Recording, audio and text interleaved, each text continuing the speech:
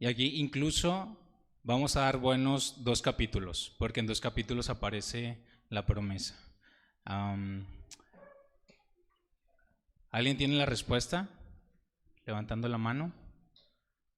A ver, Carla. Génesis 12, muy bien. ¿Alguien tiene otro capítulo?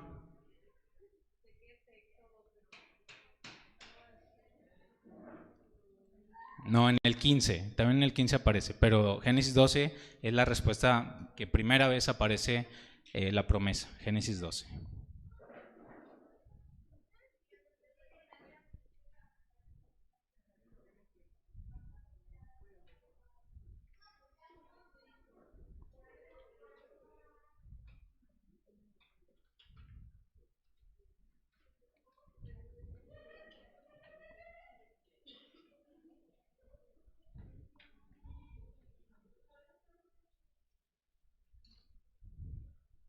Número 2. ¿Con qué está ligado el nombre de una persona en la Biblia?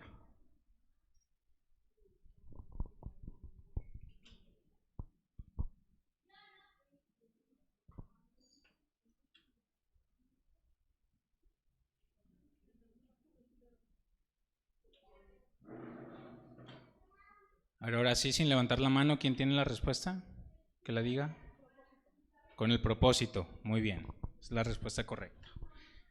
Y vimos también que cambia el propósito, cambia el nombre, ¿verdad?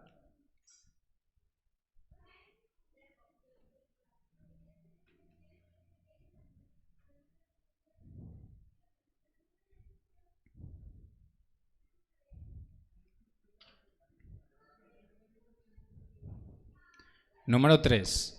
Nombre del personaje de la Biblia que introduce a la nación de Israel a Egipto. ¿Mm? José, muy bien, respuesta correcta.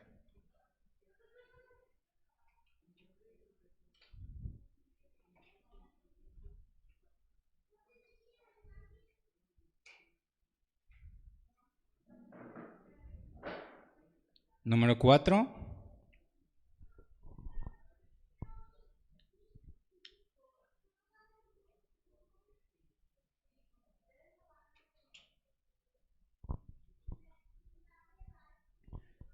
Nombre de la persona que introdujo a la nación de Israel, a la nación de Israel, a la tierra de Israel, más bien dicho.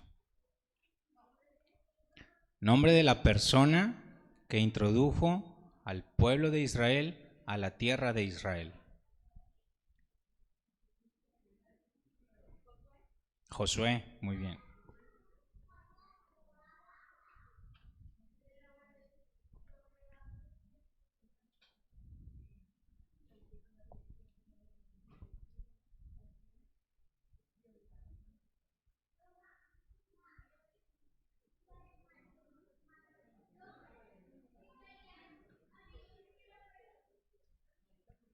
Número 5.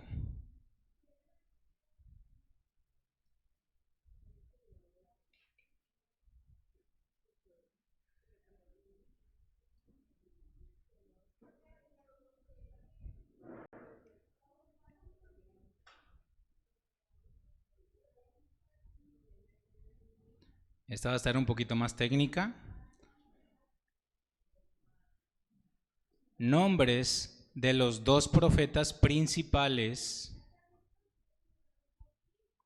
en la época del exilio de Babilonia.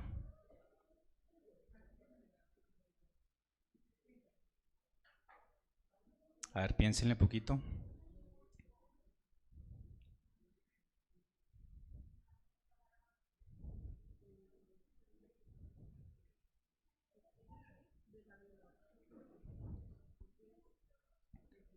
Nombre de las 2 personas, de los 2 profetas principales en la época del exilio de Babilonia.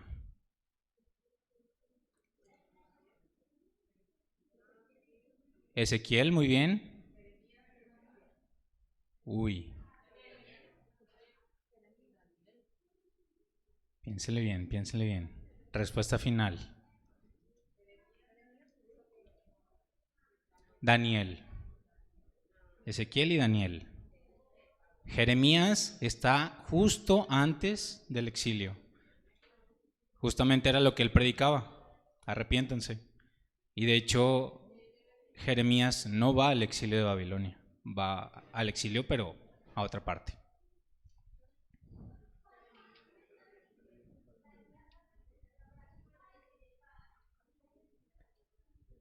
Número 6. Nombre de la persona que compiló la Biblia hebrea.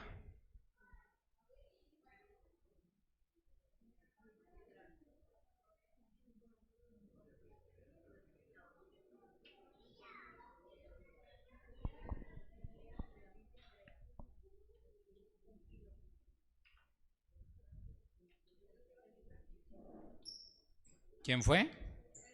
Esdras, muy bien.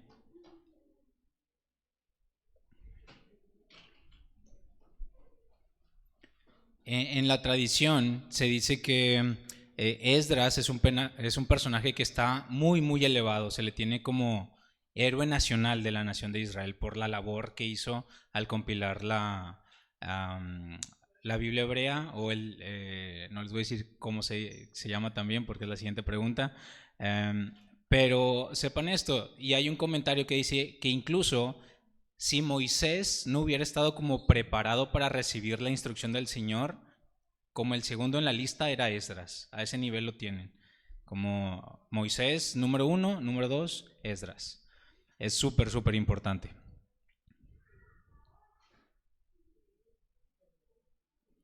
Número 7.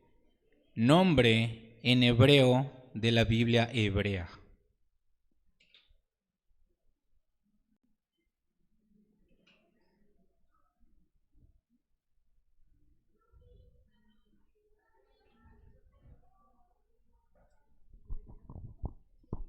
Nombre en hebreo de la Biblia hebrea.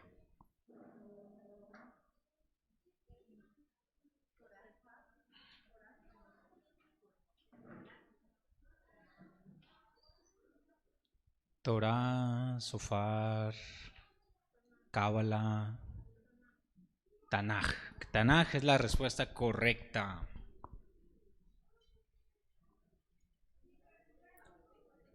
Tanaj. Número 8.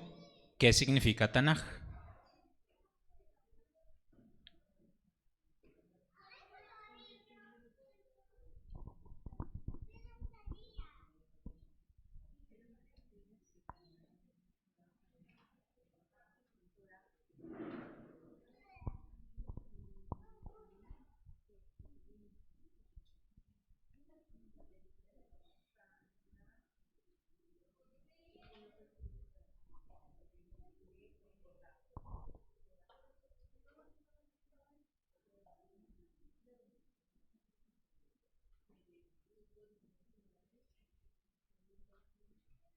¿Alguien tiene la respuesta?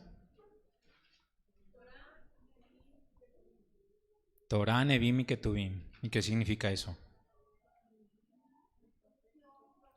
La instrucción, los profetas. ¿Los profetas qué serían? En hebreo, los Nevim. Y los escritos, los Ketuvim.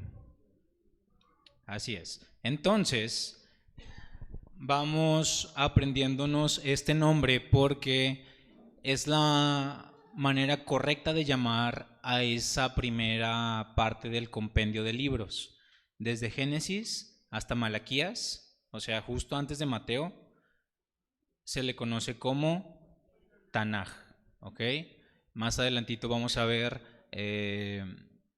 por qué ahorita, o bueno, mejor les pregunto, ¿otro nombre que ustedes conozcan para esta sección de la Biblia? El Antiguo Testamento, ¿verdad? Pero no sé si han notado como que tratamos de no decir ese nombre. No lo digan, no es cierto.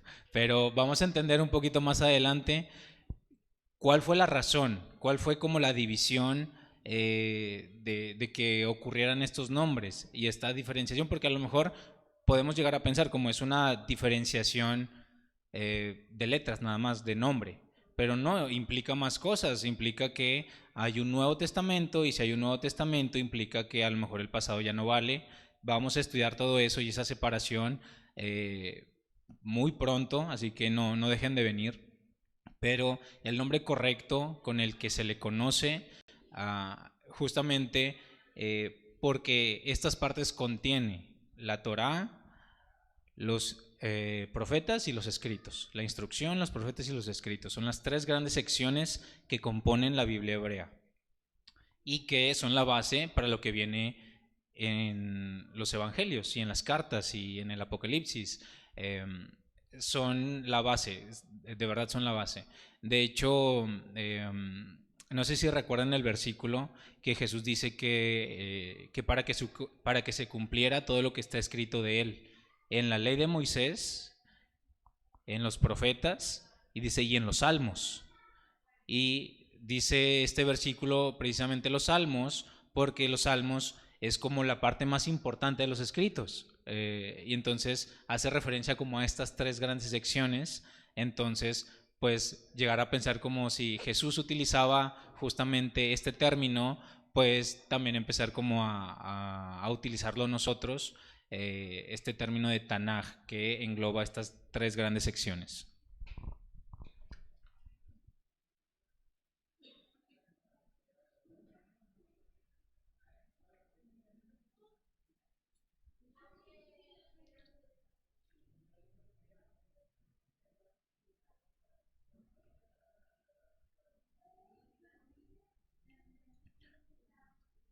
Pregunta número 9. ¿Qué significa Torah?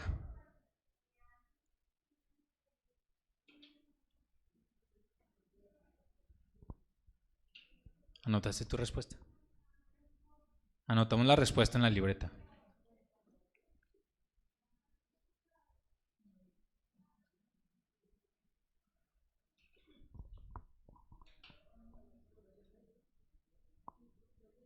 Instrucción de Dios,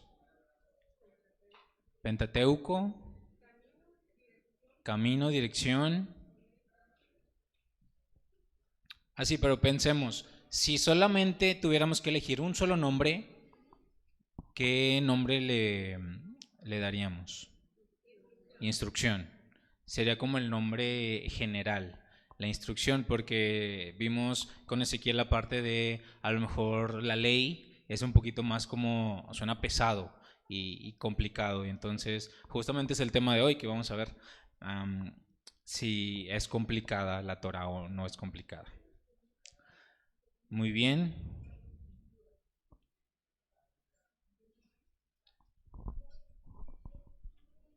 Y pregunta número 10.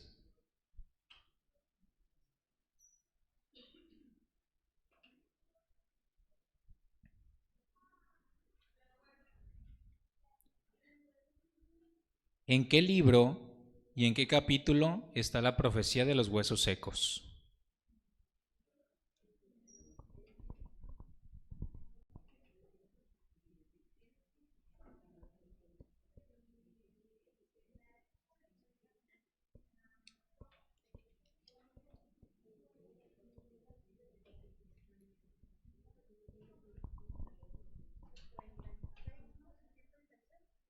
Ezequiel 38, 7, 6, 5. Ezequiel 37.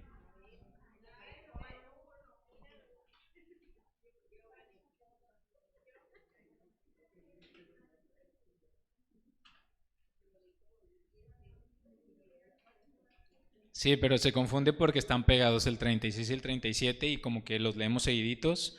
Entonces, no hay problema. También recordar que pues la Biblia cuando se escribió, pues imagínense, no estaba Ezequiel diciendo, ok, 36 y escribió todo y luego punto final 37. Pues no, él escribió todo de corrido y era un solo rollo y al final pues más adelante se dividió en capítulos. A ver. No sé, la verdad. Te debo ese dato.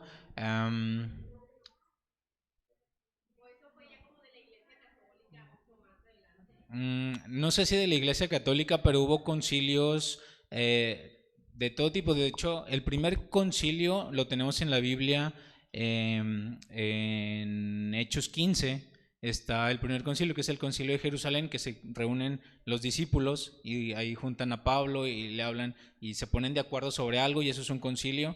Entonces más adelante se dividió en la Iglesia Católica y hubo más concilios respecto a eso. Pero en el mundo hebreo también había concilios eh, talmúdicos y otro tipo de concilios. Pero no, lo que hace Esdras, según lo que estamos estudiando, es nada más juntar los libros. Junta los libros y aparte recordar que era una manera más narrativa. Lo que le importaba a Esdras era que la nación conociera su origen. Más o menos me suena algo parecido a lo que hace Moisés cuando llama al pueblo. El pueblo pues realmente ya tenía muchos años en Egipto y ya no recordaba. Lo mismo pasa cuando le toca a Esdras. Esdras tiene que guiar al pueblo y el pueblo ya tenía mucho tiempo, no tanto como en Egipto, pero ya tenían sus 70 años en Babilonia.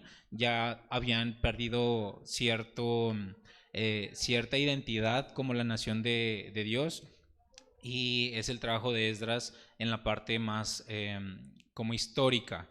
Eh, pero sí, la compilación de los libros fue a cargo de Esdras, y hay una tradición, un comentario que se dice que la compilación de libros ocurrió en Babilonia antes de regresar. Okay, esto ley oral, es como a mí me dijo mi abuelito, okay, así, no me crean mucho, pero es lo que se dice de tradición. Por tradición se dice que el Tanaj, que la primera parte de la Biblia, la compilación ocurrió en Babilonia. Y se sabe que en Babilonia había este concilio de la nación de Israel, y también se dice que uno de los grandes sabios de Babilonia fue el profeta Daniel. Entonces que en el concilio a lo mejor el presidente era Esdras, pero pues dentro de los sabios del concilio estaba Daniel y a lo mejor sus amigos que podemos leer en el libro de Daniel. Pero sí, también hay muchas cosas que, por ejemplo, que no están escritas, que se saben por tradición, que se van así transmitiendo. Una de esas cosas también es, por ejemplo, el concepto de las sinagogas. Antes del exilio de Babilonia no hay sinagogas, y después del exilio vemos en Mateo 1, ya todos se juntan en sinagogas. Entonces se cree también, por ejemplo, que el concepto de sinagoga se originó en Babilonia, pero otra vez esto no aparece en la Biblia, pero no por eso lo vamos a desechar ni aceptar. O sea, es como un dato que se transmite, más no podemos comprobar. Muy bien, ahora sí vamos a comenzar. La clase de hoy va a ser, vamos a checar varios capítulos de la Biblia, vamos a tener como un entrenamiento bíblico en el aspecto de vamos a buscar un versículo y pues hay que encontrarlo rápido. Ya conocemos un poquito mejor la Biblia, sabemos justamente esta separación de Torah, Nevim y Ketuvim, es el orden en el que está la Biblia, la instrucción, los profetas y los escritos. Okay, están juntos. Por ejemplo, si vamos a la parte de los profetas, todos los profetas están juntos. Entonces, por ejemplo, si les digo vamos a Isaías 40 y nos topamos con Ezequiel, pues no nos vamos a ir hasta el otro lado porque sabemos que Isaías era profeta como Ezequiel, entonces sabemos que está por ahí. Entonces es como un tip. Y si buscamos, por ejemplo, un salmo y abrimos la Biblia y está Eclesiastés, pues también sabemos que está por ahí el libro de los salmos. Igual con pues, los evangelios, sabemos que están juntos, o las cartas, sabemos que están juntas. Entonces es una manera de podernos ubicar un poquito mejor. Y, ok, antes de comenzar, ¿hay alguna duda de lo que se vio la semana pasada? O igual, conforme vayamos avanzando en los temas, si alguien tiene alguna duda, también. Pero vamos a tocar un poquito el tema de la Biblia.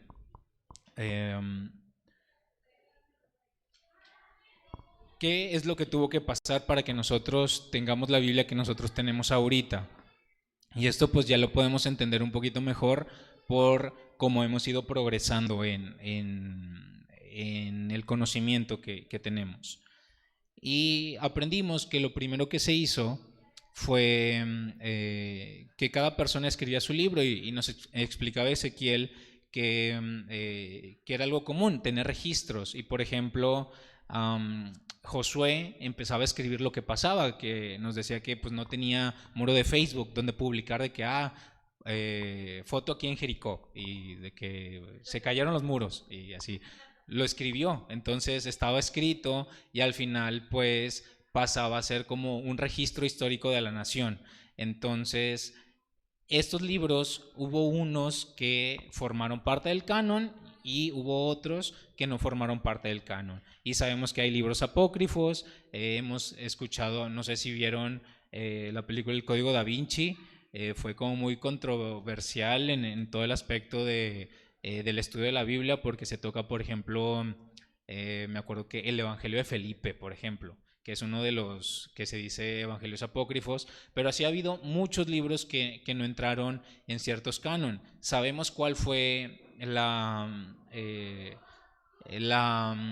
métrica que utilizó Esdras. ¿Se acuerdan cuál fue? Que no contradijera la ley de Moisés, exactamente. Y tenemos algunos libros apócrifos antiguos, por ejemplo el libro de Enoc. El libro de Enoc es un libro que se menciona mucho, que pues para la época de Esdras probablemente ya haya estado escrito, pero pues no llegó a formar parte de este canon. Y así como está ese libro, hay muchos otros. Por ejemplo, otro de los grandes libros que no formaron parte del canon, pero aquí no, vamos a entrar un poquito en fechas. Por ejemplo, en algunas Biblias, y más en las Biblias cristianas, no está el libro de Macabeos. ¿Conocen el libro de Macabeos? Bueno, es un libro histórico, muy histórico de lo que pasó con una familia que se llamaban los Macabeos. Entonces, no está, por ejemplo, si nosotros buscamos Macabeos yo creo en las Biblias que tenemos ahorita aquí, no aparece. Pero, por ejemplo, en las Biblias católicas sí aparece el libro de Macabeos. Y nada más es porque es otro canon diferente. A ver. No estaría mal, pero te recomiendo que pues lo busques en internet. Ahí Macabeos 1, y ya de ahí te vas al 2, al 3, porque pues comprar la Biblia nada más para Macabeos, pues, ¿no?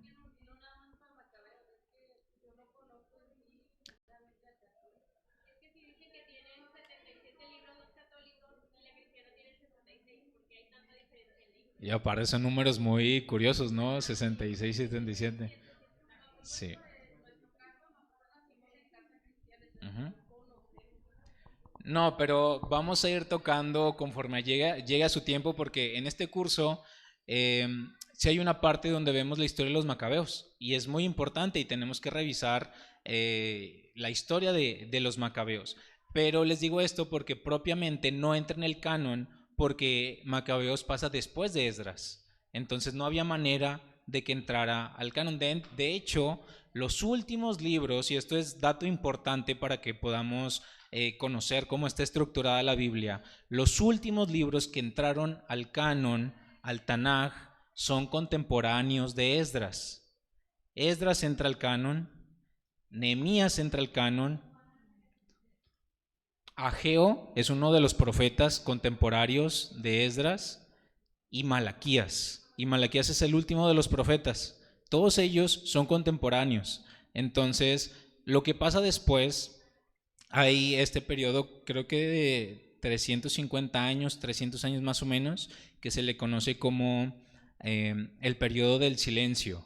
Entre Malaquías y Mateo hay este periodo donde es la parte que nos falta. No sabemos qué ocurrió respecto a nuestras Biblias. Como 400 años exactamente, entre 300 y 400.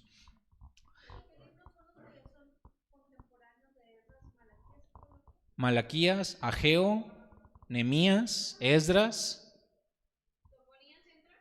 Sofonías. Eh, Habacuc no recuerdo, recuerdo Ageo, Malaquías, de los otros tendríamos que checar, tendríamos que checar, pero esto nada más es para que sepamos, ¿ok? Sepamos que Esdras cierra el canon, pero que hay cosas que pasaron después de Esdras importantes también. Lo que no hay en este periodo después de Esdras, Ageo y Malaquías son profetas. Y se le conoce por eso el periodo del silencio, se conoce que no hubo profecía en Israel.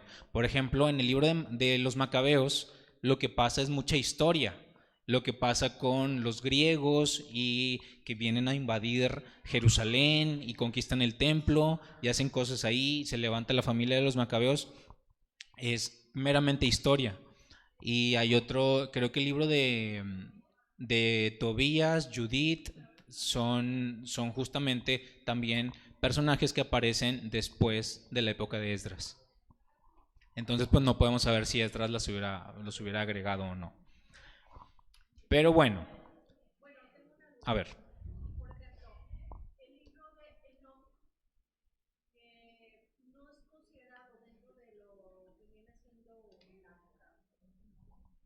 El Tanaj.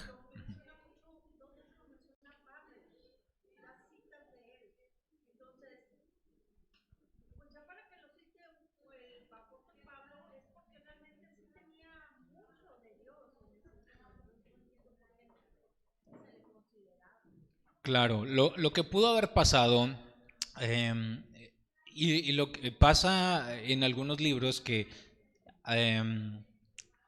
que no podemos estar 100% seguros que se escribieron cuando se escribieron. Uno de los casos muy evidente es el libro de Job.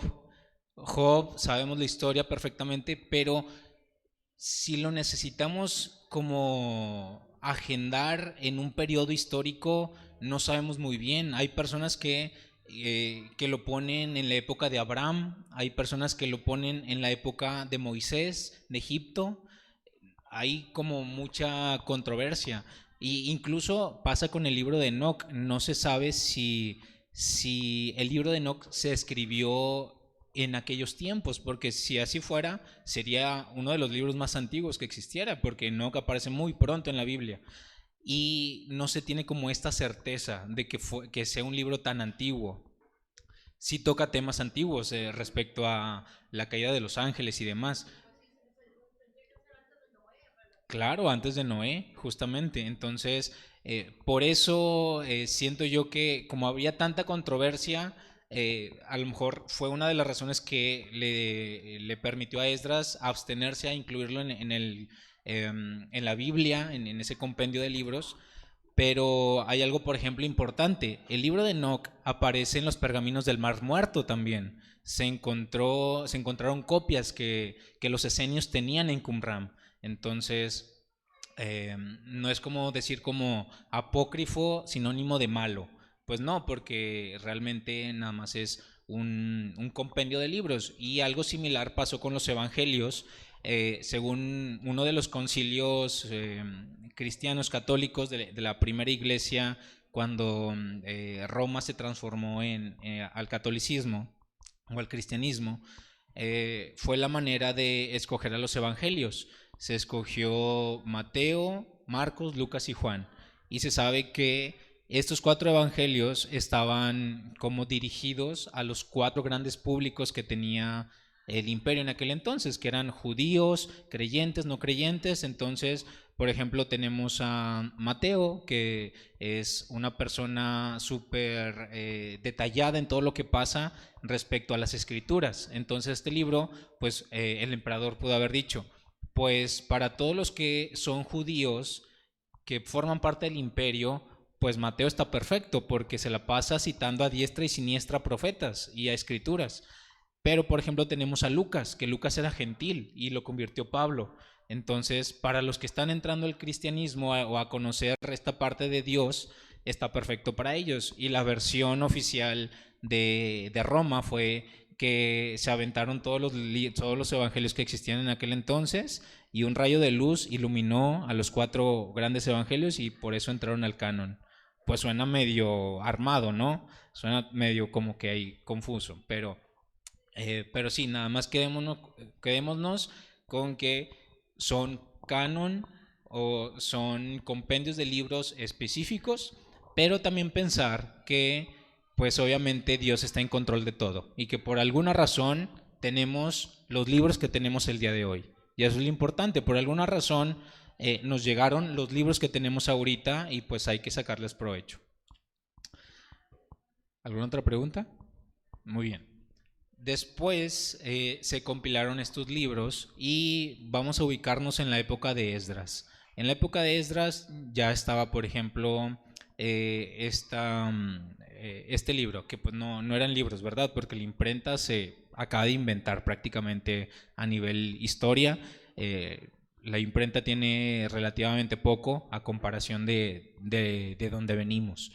Entonces, pues se tenía, me imagino que, pues, todos estos libros juntos, nada más, estos rollos juntos en un solo lugar y decir como, estos rollos son los que forman parte del canon. Entonces, solamente si queremos leer, pues agarramos uno de los de aquí.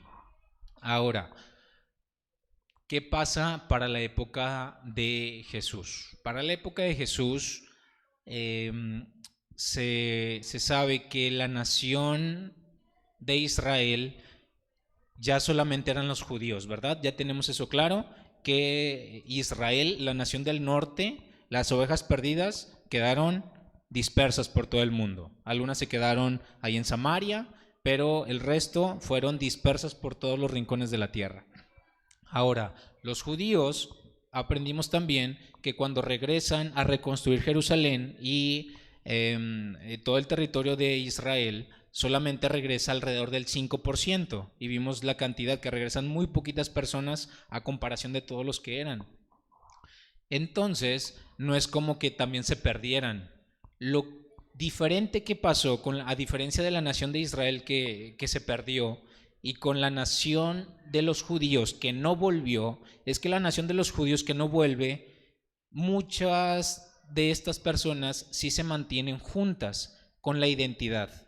Entonces, vamos a encontrarnos en un punto de la historia que hay, por ejemplo, judíos en Grecia, o en esta parte cuando regresa en Babilonia, que el imperio griego creció tanto, conocemos de, por ejemplo, de la biblioteca de Alejandría. Hemos escuchado de la biblioteca de Alejandría. ¿Alguien sabe dónde estaba? Alejandría, ¿a qué le suena? Alejandro Magno.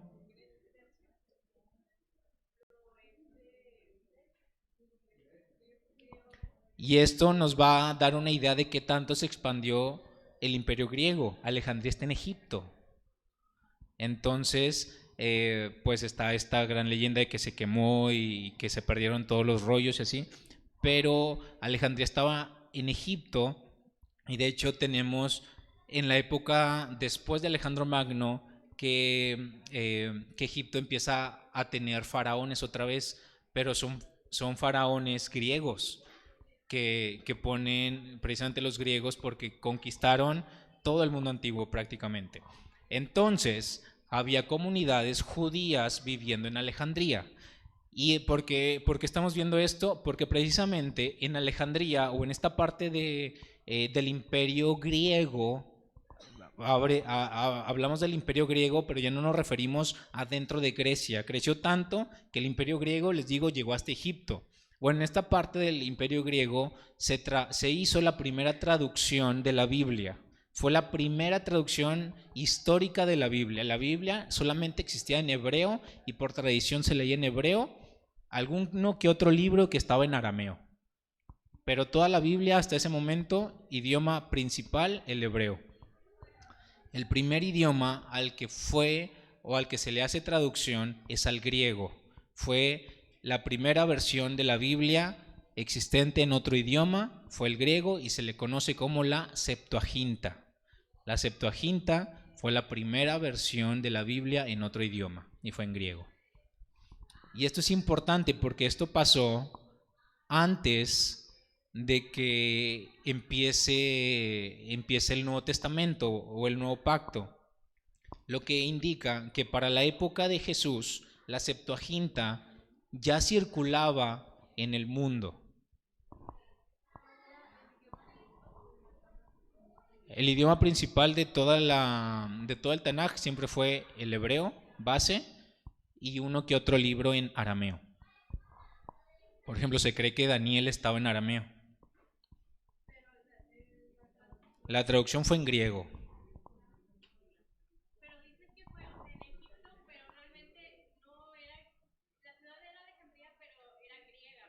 Sí, o sea, era el país de Egipto, pero ya todo era de Grecia. Ujú. Era la expansión de Grecia.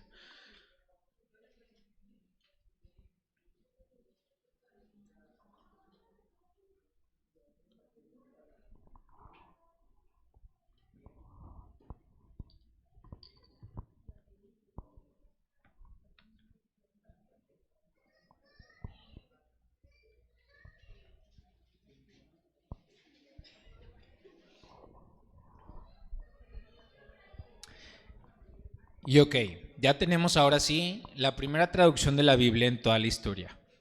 Esto, pues podemos pensarlo por dos partes. O fue algo muy bueno o no tanto. ¿Ustedes qué creen? ¿Que haya sido algo bueno la traducción? Bueno, yo les voy a platicar los hechos. Ustedes ya deciden. Aquí no hay juicios morales, ustedes se lo dan.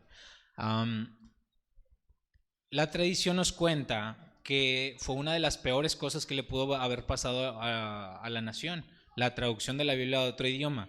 Y esto va a sonar contraintuitivo, pero es que la nación de Israel, y específicamente en el periodo donde estamos, que ya solamente existen los judíos, tenían cero interés a que la religión o la creencia del Señor se hiciera popular. Era algo cerrado completamente. Entonces, una traducción implicaba que más personas pudieran entender y empezar como a iniciarse. El primer gran, la primer gran persona que se dedica como a darle difusión y que todo el que quiera entre es el apóstol Pablo. Y Pablo a diestra y siniestra fue por todo el mundo antiguo invitando gente y diciéndoles que todos son hijos de Abraham y que entraran. Entonces, en esa época dice que hubo un gran lamento en la nación por la traducción de la Biblia al griego. Esto es lo que se dice. Entonces, obviamente, sin la Septuaginta nosotros no tendríamos Biblia. Fue la primera gran versión y después la siguiente gran versión fue la Vulgata Latina, que fue la versión a latín que se hizo del griego. O sea, no se hizo del hebreo original, se hizo una versión del griego al latín. Entonces, muchas de las Biblias que nosotros tenemos en español son traducciones de la Vulgata Latina en latín. Entonces, sin el griego no hubiera habido Vulgata Latina y sin la Vulgata Latina no hubiera habido en español. Entonces, pues ahí el juicio moral cada quien se lo haría. ¿El qué? La Reina Valera, por lo que tengo entendido, sí es una traducción original del hebreo. No sé si alguien tenga otros datos. Yo tenía entendido eso y más más porque viene de la Reforma Protestante. Y en la parte de la Reforma Protestante, estos grandes eruditos sabían estos lenguajes, sabían hebreo, sabían arameo. Sé de la versión, la primera versión en alemán, no me acuerdo cómo se llamaba um, Gutenberg de Martín Lutero, esta parte que empiezan a hacer las traducciones como públicas con la ayuda de la imprenta, justamente, tengo entendido que sí eran muy fieles. ¿Perdón? Sí, bueno, hay diferentes traducciones y habría que checar bien. La verdad no sé, no les quiero mentir. Yo me imaginaría que sí, pero como les digo, viene de una traducción de traducción de traducción que es importante saber el caminito por el que vienen todas estas traducciones. Septuaginta, la Vulgata Latina. La Vulgata Latina ya fue mucho después, una vez que el Imperio Romano ya tiene como el monopolio de la religión.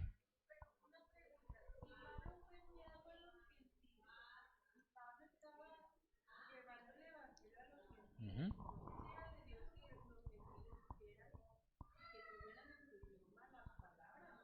Claro. ¿Alguien habló? No. Ah.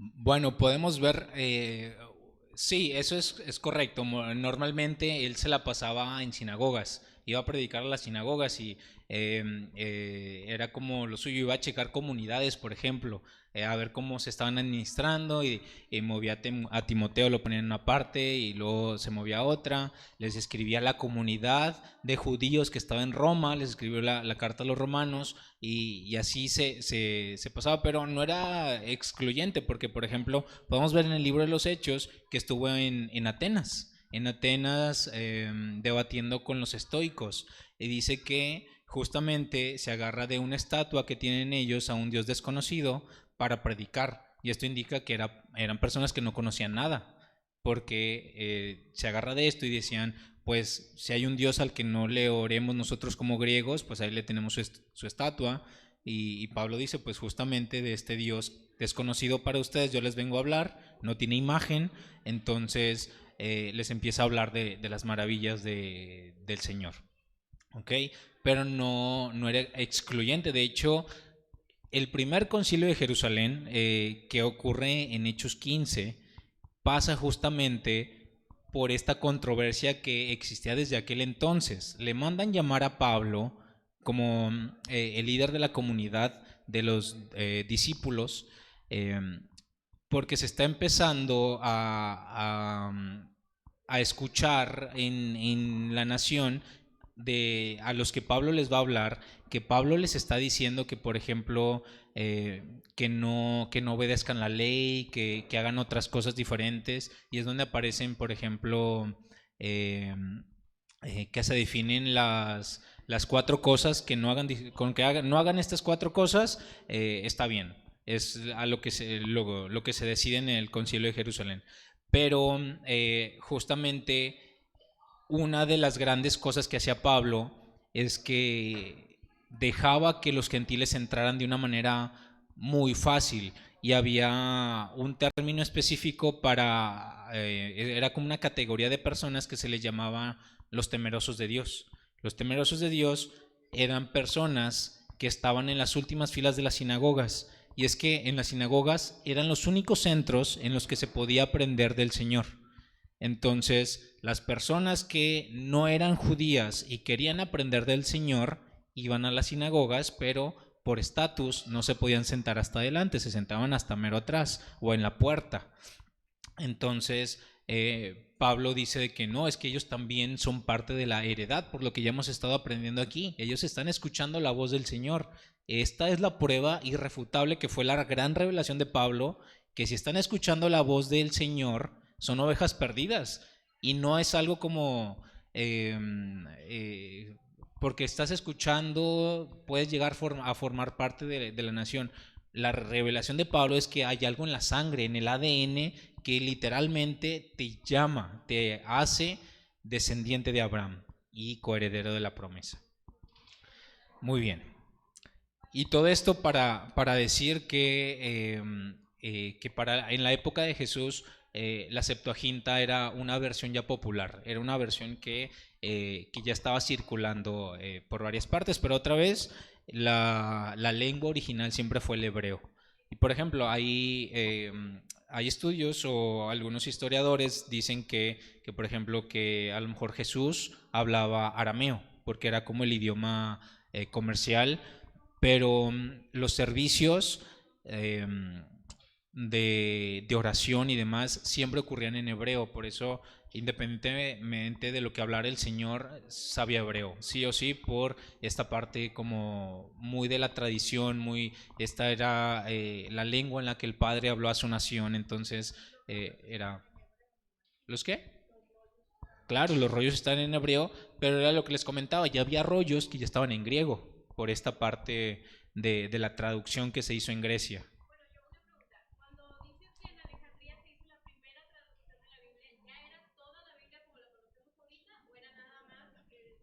Sí, la Biblia que estaba hasta ese momento. Recordar que Biblia significa compendio de libros, nada más. Esta unión de libros que había hasta que estos sabios en Alejandría eh, o en Grecia deciden traducirla, pues nada más los que había hasta ese entonces. Y fue antes de Jesús, entonces no podemos encontrar, por ejemplo, un Mateo en la Septuaginta, porque aún no estaba escrito. Ajá. Muy bien, ahora sí vamos a continuar con el siguiente tema y el siguiente tema tiene que ver con, con el tema de la Torá. Y porque Torá suena como un término medio místico, como no sé si a alguien le dices de que no es que estoy estudiando la Torá, que uy, estás estudiando la Torá y suena como a mágico y demás. Pero vamos a empezar como a quitarle esta mitificación que tiene, porque sí he escuchado estos comentarios y siempre me hacen pensar como, ¿qué leerían? Porque, no sé, una vez estaba escuchando un podcast y de una persona que pasó por muchas cosas y decía que sí, cuando yo estuve, hablaba que estuvo en la cárcel y demás. Dice de que sí, no, cuando yo estaba en la cárcel, de que me traían a leer libros espirituales y leía el Torá, y lo mencioné como el Torá, y decía de que sí, de que muy interesante y demás. Y yo me quedo pensando, pero pues si está en la Biblia la Torá, o sea, ¿qué leería para tener como esta separación de decir es otra cosa totalmente diferente? Pues no, era Génesis, Éxodo, Levítico, Números, Deuteronomio, eso es a lo que nos referimos. Entonces por eso en este momento donde está tan de moda esta parte como espiritual, pero sin compromiso, de que voy aquí a que me lean las cartas, pero luego voy acá a que me lean el té y el café y la carta astral y los horóscopos y toda esta parte como muy transversada, habla de un hambre enorme por una espiritualidad que incluso se ha llegado a tocar el tema de la cábala, que la cábala es la parte como mística de la Torah, eh, la, esta parte que les decía de, llegan a términos como el Torah, que realmente pues me gustaría saber a lo que se refieren, porque ahorita estamos comprendiendo que no es nada más allá de lo que ya teníamos escrito. Y la Torah aprendimos que es la instrucción y tiene muchísimas formas en las que podemos llamarle, como instrucción, camino, verdad, palabras. Entonces, teniendo este entendimiento, que ahorita vamos a revisar el salmo increíble que leyó Ezequiel la semana pasada, que no sé si sabían, pero es el capítulo más largo de toda la Biblia, el Salmo 119. Entonces, si dicen como que la Biblia está así súper larga, pues ya leyeron el capítulo más largo de toda la Biblia, así que no se preocupen. Entonces, justamente esta parte de la Torah, podemos ver alrededor de toda la Biblia cómo se menciona la Torah sin mencionar la Torah. Por eso es común que nosotros cuando estamos aprendiendo este nombre se nos haga súper extraño y decir como estudiar la Torah o la Torah como ponerla aparte de todo lo demás, pero es que si empezamos a razonar un poquito en este concepto, a lo largo de toda la Biblia se mencionan conceptos como obedecer la palabra del Señor. Y con este entendimiento que estamos teniendo, ahora podemos saber un poquito a qué se referían con la palabra del Señor. Porque en el pensamiento hebreo, cuando alguien decía de que obedecer la palabra del Señor, no estaba pensando en otra cosa que no fuera la Torá. Y ese concepto es muy claro para los profetas, para los salmistas, para Moisés, para Aarón, para todos los artífices de la Biblia, pero para nosotros que no crecimos en un contexto hebreo, sí llega a ser muy, muy ajeno, porque no nacimos en un contexto de Torah. Y justamente es una de las cosas que Pablo se aferra cuando es el llamamiento de Timoteo, que le dice que aférrate a lo que aprendiste, porque tú creciste con las escrituras. Entonces tómate de ahí, porque Timoteo tenía un papá griego que no era judío, pero su mamá y su abuela sí eran judías. Entonces decía de que aférrate a lo que aprendiste de ellas. Entonces este concepto lo vamos a visitar. ¿Hicieron su tarea respecto al Salmo 119? ¿Hicieron la lista de sinónimos? ¿Sí? ¿Tienen por ahí, los contaron? O si los tienen ahí, los pueden contar, por favor, para saber cuántos tienen. De los que ya tomaron el curso, ¿se acuerdan el número de la primera vez que lo hicieron? Este ejercicio.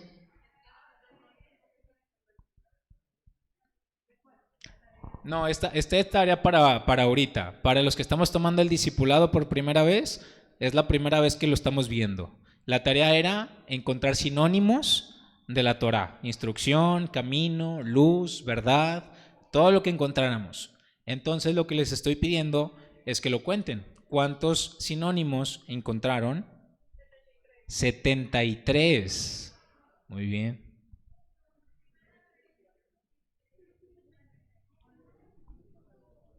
¿Alguien más? Lupita, ¿te acuerdas cuántos hiciste tú? ¿No? 50, 60. Sí. 64. Ok. Nay, ¿tú te acuerdas? Yo también me acuerdo que la primera vez que hice el ejercicio eran como 50 más o menos. 62. Muy bien. 73. Uy.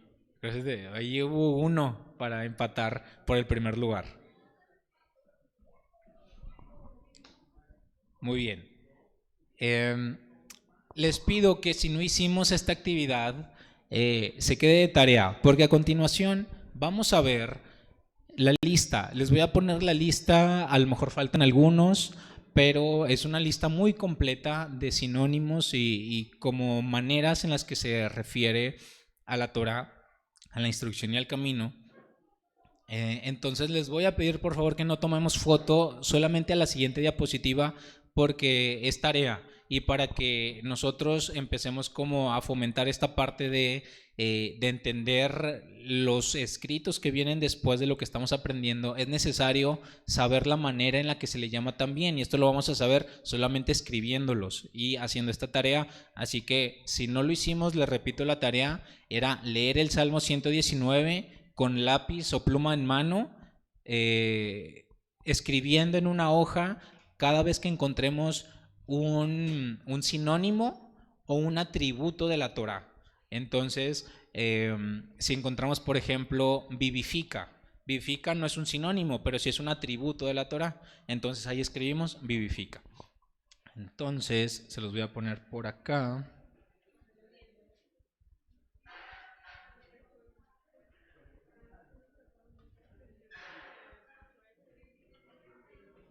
Aquí está.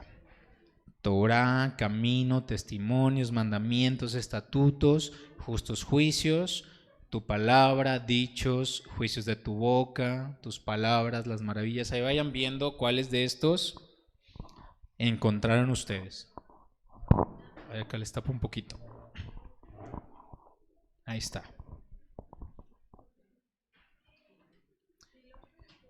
Entonces, en su lista, si los tienen y si no, vamos a anotar 4 de estos que son muy importantes porque se repiten mucho en textos posteriores que vamos a estudiar, y es el de luz, Si escribieron luz, lo subrayamos especialmente, y si no, pues lo escribimos. Luz, camino, verdad y vivifica.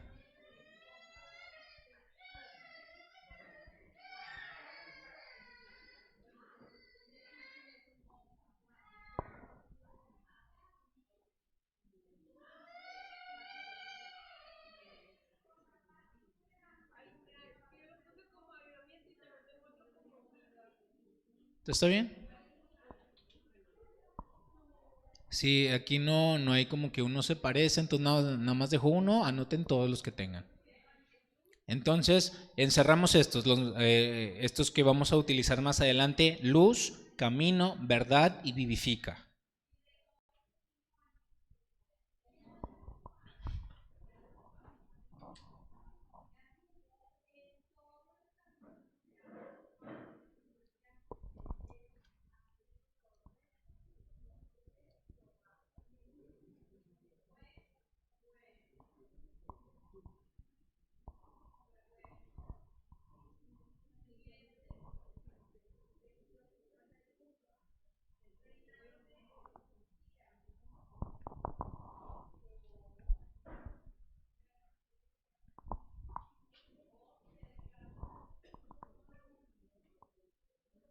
Muy bien. Muy bien, vamos a continuar siguiendo por esta misma línea. Qué impresionante, porque a lo mejor Torah, cuando la primera vez que yo tomé el curso y que empecé a aprender todo esto, yo en mi vida había escuchado el término Torah.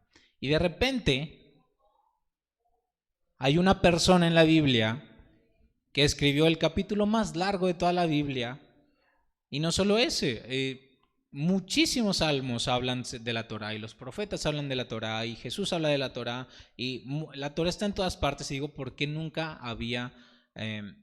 nunca había escuchado de esto?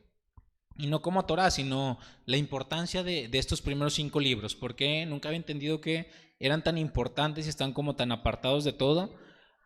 Y eran como la base tan central de identidad, y es lo que estamos aprendiendo, cómo esto es parte de la identidad. Bueno, algo que podemos empezar a ver es la manera en la que David, quedamos que David era uno como de los candidatos más aptos que pudo haber escrito este salmo. Algunos escritores o historiadores dicen como que no se sabe, pero vamos a suponer porque sirve o sigue esta misma línea de salmistas. No es como un salmista diferente escribió otra cosa totalmente diferente a otro, todos estaban como en la misma línea. Entonces, vamos a pensar que fue el rey David. Entonces, el rey David escribe todo esto hablando de las delicias, de la manera increíble que es la ley, que es la instrucción, que es la Torah. Y otra vez, Torah, no hablamos otra cosa que Génesis, Éxodo, Levítico, Números y Deuteronomio. Lo que se escribió eh, cuando estuvo la nación que salió de Egipto y estuvo en el desierto. Entonces, esta parte es tan fuerte porque dice que cualquier cosa humana que nosotros tengamos como necesidad, la Torah entra perfectamente a saciar esa parte.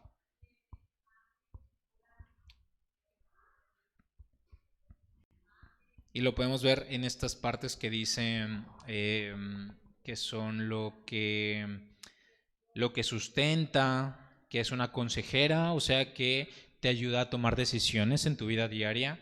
Lo que vivifica, hablando también, por ejemplo, en lo que te da energía vital para hacer cosas en la vida. Habla como de cosas muy, muy humanas. ¿Qué más? Tenemos lo que aviva, lo que da salvación, libertad, consuelo. Imagínense, consuelo en un momento así de crisis totalmente, que te dé consuelo es muy, muy importante. Son bendiciones, es una porción, el buen sentido, sabiduría, regocijo. es mejor que el oro y la plata. Imagínense, el rey David o el salmista hablando de que esto que estamos estudiando, la ley de Moisés, que sabemos que no es ley ni que tampoco la escribió Moisés, sino que la escribió Moisés, pero el autor es Dios, hace todo esto. Y de hecho, justamente qué coincidencia que me haya tocado a mí volver a dar esta parte, porque se acuerdan que conmigo también vimos Deuteronomio 28. Y Deuteronomio 28 pasamos por todas las bendiciones de la ley. Deuteronomio 28 es al final de la Torá. Deuteronomio es el último libro de la Torá y el capítulo 28 también es de los últimos capítulos del libro de Deuteronomio. Entonces ya está haciendo como un cierre del libro de esta gran obra. Entonces se tiene como, ok, así te lo pongo. Esta es la herencia espiritual de la nación. Y si estamos viendo esta parte del patrimonio o de tu identidad, este es nuestro patrimonio espiritual. Porque, ok, si son cosas muy humanas, por ejemplo, esto lo vamos a entender hasta que empecemos a estudiar a fondo la Torá, y para esto es precisamente este curso, para que nosotros, independientemente de cualquier maestro, nos podamos sentar y estudiar la Torá con las herramientas que les estamos dando. Vimos el diccionario Strong para que podamos, si hay alguna duda en alguna palabra, pues irla a consultar, cómo estaba escrita originalmente, y todo esto es para que nosotros tengamos como la seguridad de que al momento en el que nosotros nos sentamos y empezamos a estudiar la Torá, podemos tener como la seguridad de que estamos entendiendo lo que se escribió originalmente. Y una de las cosas claves que se saben de la Torá o que se tienen de la Torá es que la Torá es espiritual. Y es espiritual no sé, con el significado de es lo que está ligado directamente con tu alma. Vas a decir, ok, pero hay personas allá afuera que nunca, como yo, nunca había escuchado de la Torá. ¿Ellos qué? Pues, ¿se puede vivir sin Torá? La respuesta es sí. O sea, claro que se puede vivir sin Torá. Pero es, por ejemplo, como decirles, no, hombre, la vida en Singapur es increíble. Es la mejor experiencia que ustedes van a tener en su vida. Pues no hay manera en la que ustedes se puedan relacionar si nunca han ido a Singapur, ¿verdad? Entonces, no hay manera en la que nosotros podamos saber lo que nos estamos perdiendo de la Torá si nunca hemos estado como cerca de la Torá. Y precisamente para eso este curso, para ver cómo todas estas, siendo como que les estoy vendiendo un producto, de verdad cómprenlo, es increíble. Pero pues cada quien, es una decisión totalmente personal. Pero estamos viendo como las evidencias de cómo se refieren los antiguos escritores de la Biblia precisamente a esto. Y no solamente como de que ahí me lo encontré, sino me lo heredaron mis padres. Esta es la herencia y es algo que a mí me pone la piel chinita, y es algo con lo que lo pienso muy seguido, y no sé por qué. Y justamente como que en los momentos más... más como complicados, cuando estoy hablando con alguien, siempre termino hablando de la Biblia y de la Torá. Y es porque esta parte que aprendimos nosotros, que si nosotros somos de Cristo, que si nosotros sentimos como el llamado de seguir al Mesías, el apóstol Pablo tiene la revelación y nos dice que es porque somos descendientes de Abraham. Y eso implica a que nuestros padres estuvieron a los pies del monte Sinaí. Y eso a mí me llena de mucha emoción, porque digo, muchas generaciones atrás, tuve un abuelo que cruzó el mar, porque Moisés, por gracia del Señor, abrió el mar y pasó toda la nación por ahí. 50 días después llegaron al pie del monte Sinaí, y toda la nación, junto con mis antepasados, escucharon la voz directa del Señor. Y eso es justamente la herencia espiritual que tenemos como hijos del Señor. Y por eso el Señor hace tanto hincapié más adelante con sus enviados los profetas, hablando que nunca nos olvidemos que fuimos esclavos en Egipto. Esto es un término o es una frase que se repite muchísimo en muchos escritos, y es precisamente por eso, es como una de las grandes etapas por las que pasó la nación, que pasó por un periodo de esclavitud en Egipto y ya pasa ya no es solamente una historia ajena que pasó a una nación hace muchos años, sino de ahí venimos nosotros, pasamos por ese éxodo que fue el desierto. Y obviamente pasó hace mucho tiempo, pero creo que nadie de los que estamos aquí se imaginaría hace algún tiempo a lo mejor estar un sábado a las 3 4 de la tarde estudiando sobre la Biblia, pero entendiendo que esto es nuestra herencia espiritual, que esto fue lo que el Señor habló a nuestros padres, y esto obviamente con base si hay maneras como de empezar como a especular y decir, ok, la nación de Israel se perdió en el 722 antes de Cristo y para entonces se expandió hasta el último de la tierra. Entonces hay muchas probabilidades que uno de mis abuelos fuera una de esas personas que se perdieron hace mucho, mucho tiempo. ¿Ok? Pero la evidencia no es como tan como la tiene el mundo judío, pues, que ellos tienen como árboles genealógicos enormes, enormes que ascienden hasta Abraham.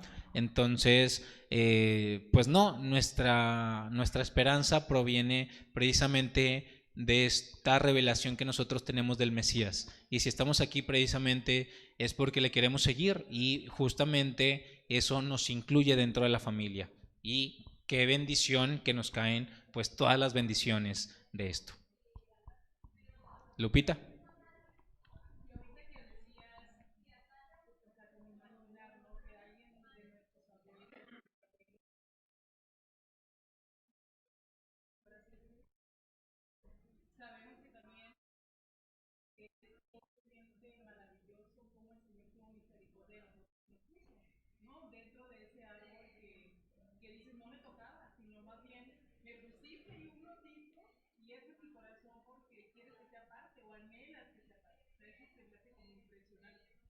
Claro.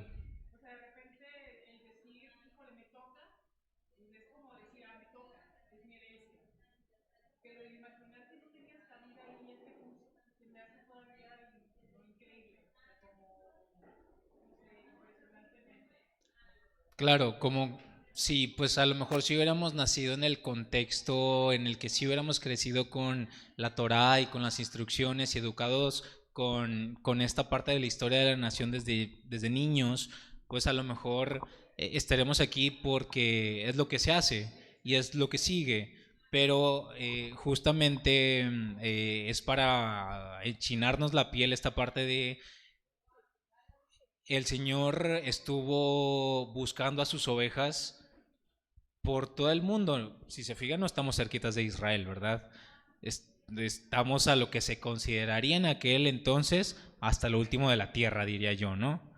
Porque a ese entonces, pues ni el mundo antiguo se conocía, a lo mejor poniéndonos en la perspectiva eh, por ejemplo, de los griegos que conquistaron todo el mundo, pero llegaron hasta la India. A lo mejor no conocieron China, por ejemplo.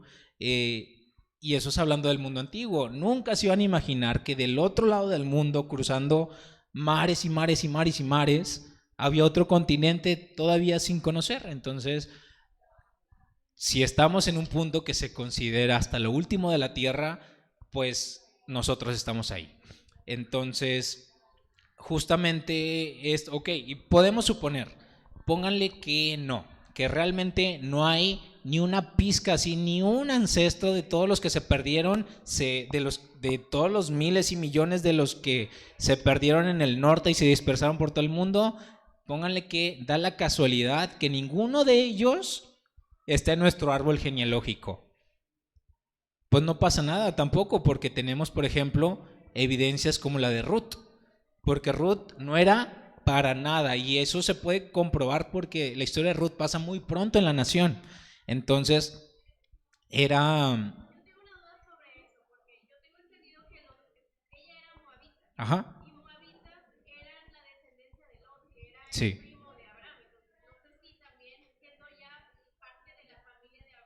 Bueno, pues sí, sí, pero pues si a esa nos ponemos, pues al final todos somos familia, ¿verdad? De Adán y Eva, si nos vamos más para arriba, pues sí, pero totalmente, son familia y en aquel entonces pues era más evidente, la nación de Edom eran pues los descendientes de Saúl, los moabitas pues de Moab, Lot era primo sobrino de Abraham, pero hablando específicamente de la promesa que se le da, porque se le da específicamente a la descendencia de Abraham, pues ahí a lo mejor Lot ya no entraría.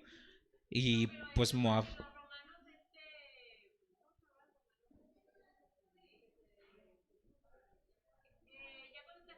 Cornelio. Claro, totalmente. Pues a lo mejor Cornelio o incluso Ciro, que lo llegamos a pensar o a estudiar muy a profundidad en su momento, podemos llegar a pensar como a lo mejor ellos en algún punto nacen de un descendiente de uno de los que se perdieron. Pero y si no, tampoco es como para quebrarnos la cabeza, o sea, tampoco pasa absolutamente nada porque, ¿qué pasó, por ejemplo, cuando sale la nación de Egipto? La Torá dice que también salieron egipcios con Israel. Y dice, pues el Señor, Moisés pregunta y dice, pues el Señor dice que si quieren formar parte de la familia, pueden formar parte de la familia. O sea, les comentaba al principio que esta parte del mundo judío después del exilio, durante el exilio, era como muy hermética, no era como muy vamos a que toda la nación entre y demás, pero, pero si te querías convertir no había nada, absolutamente nada que te lo impidiera, o sea, cualquier persona podía entrar a formar parte de la nación. Y una de esas evidencias muy claras es, como les decía, Ruth. Ruth era de Moab, no tenía nada que ver con la descendencia de Abraham y ella tiene un llamado tan fuerte a decir yo quiero que tu pueblo sea mi pueblo y tu Dios sea mi Dios. Y lo mismo pasa con Ciro y lo mismo pasa con Cornelio. Ellos tienen el deseo de formar parte de la nación y eso automáticamente te pone dentro de la familia.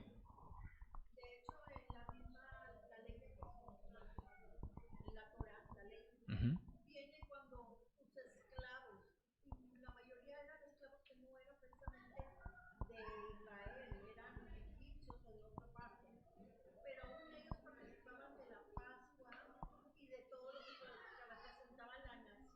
Claro.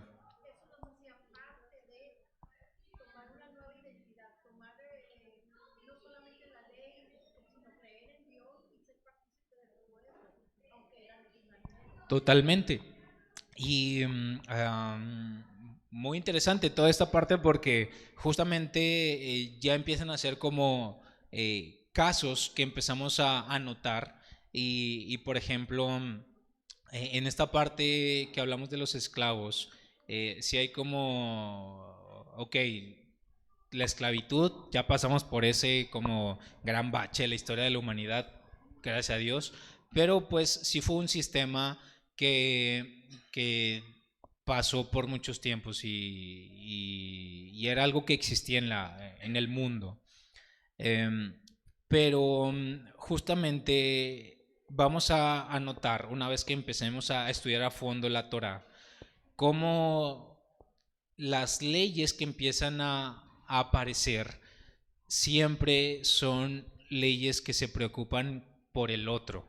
Y ese es como hablando del gran mandamiento, que ya lo hemos visto, cuando a Jesús se le pregunta de cuál es el mandamiento más importante de toda la Biblia, Jesús dice, escucha Israel, el Señor nuestro Dios, el Señor uno es amarás al Señor con todo tu corazón, con toda tu mente y con todas tus fuerzas, y amarás al prójimo como a ti mismo. Dice, estas dos son la base, la espina dorsal, la columna de toda la Biblia. Entonces, aun y cuando se habla de esclavitud en la Biblia, se habla como decías justamente, como parte de la familia, como parte del mismo pueblo, e incluso, no sé si conocían a lo mejor este concepto del año del jubileo.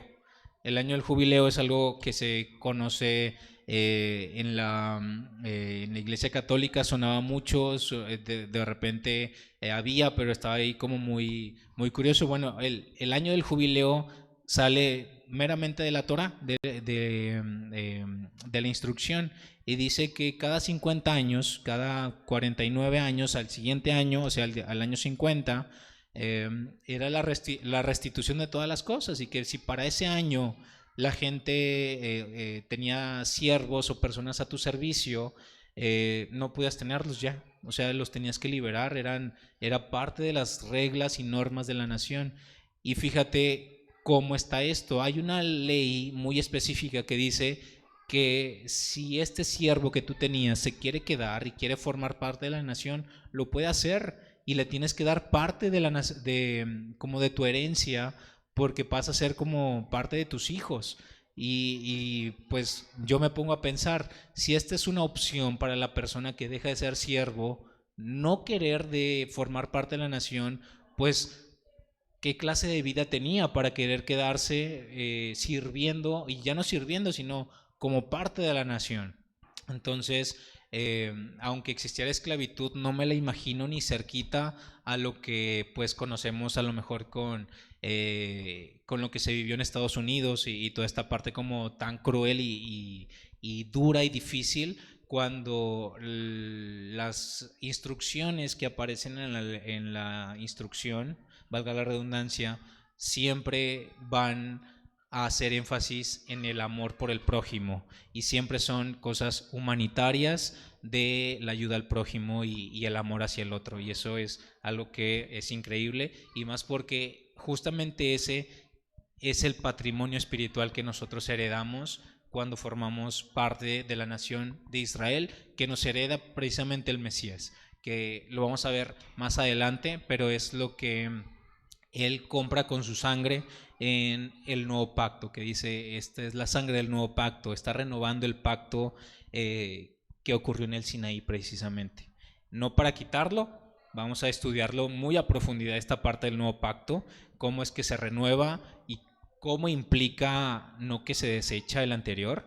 Vamos a ver específicamente versículos, porque es una parte muy técnica, y Jesús la utiliza precisamente en la última cena para decir, aquí está, porque el nuevo pacto no lo inventa Jesús, no sé si sabían, el nuevo pacto está en Jeremías.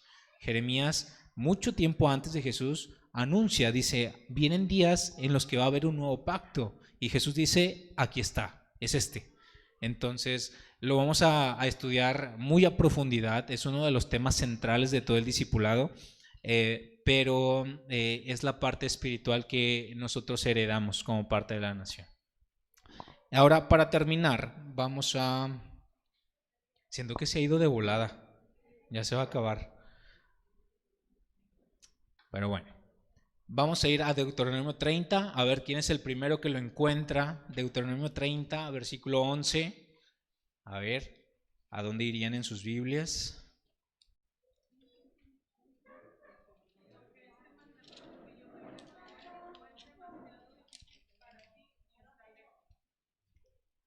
Ah, súper bien, ganadora. Bueno, premio la otra clase. 30, 11.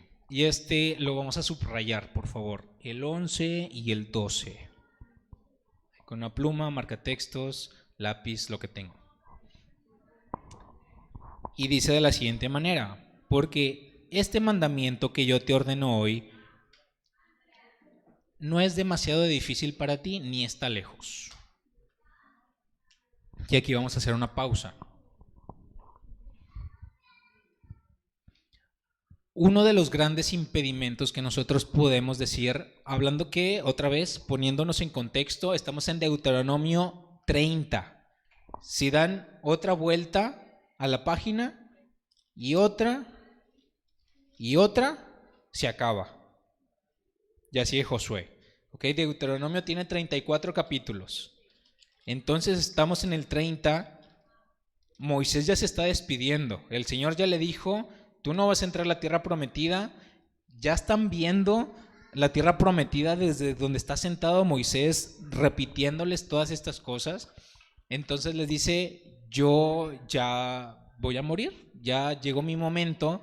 Entonces se tiene que asegurar Moisés de ver todas estas cosas. Y dice, ok, ya se la repetí completamente todo, porque Deuteronomio es la repetición de la ley otra vez y ya estamos al final, ya estamos acabando la repetición. Entonces dice, ok, muchos de ustedes aún me dicen que todas estas cosas son muy difíciles, ¿ok? Pero yo te digo que esto que te estoy ordenando hoy, hablando desde la parte del Señor, todo lo que el Señor te manda, dice, no es demasiado difícil ni está lejos. Y esta es referencia directa al versículo de Jesús que dice, mi yugo no es pesado. Es directamente relacionado con eso.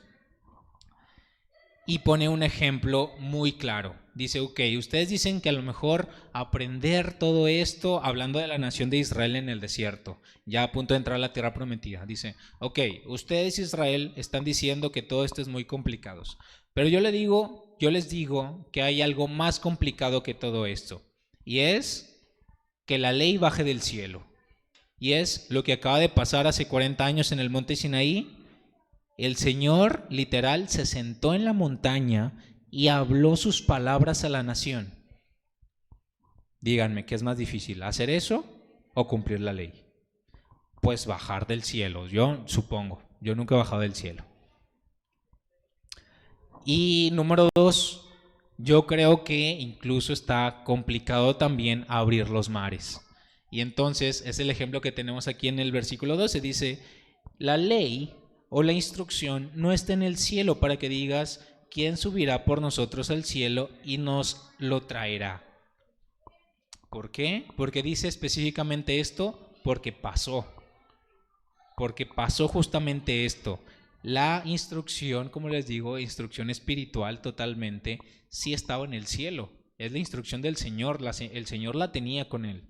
Entonces el Señor baja del cielo. Entonces dice, ¿quién subirá por nosotros al cielo y nos la traerá? Pues nadie. El Señor bajó para entregárnosla a nosotros.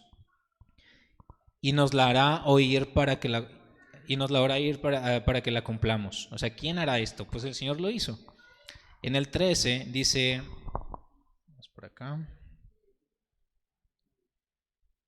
dice, ni está del otro lado del mar para que digas, ¿quién pasará por nosotros el mar y para que nos la traiga y nos la haga oír, a fin de que la cumplamos? ¿Quién hará esto? Pues dice, el Señor lo hizo, el Señor dice, no te está pidiendo que cruces el mar, el Señor te abrió el mar para que pasaras. Y justamente era el camino al Sinaí, hacia recibir la instrucción cuando abre el mar. Abre el mar en camino directamente hacia el Sinaí, porque es algo que cuando yo empecé a estudiar sobre esto no me cuadraba, porque hicieron 40 años de Egipto a Israel, no está tan lejos, aunque fueran caminando, no se hacen 40 años, ¿ok? Está relativamente cerca. Y la razón era sencilla, no tenían permitido entrar, ¿ok? Pero algo que sí hicieron es que en 50 días llegaron al Sinaí, ¿ok?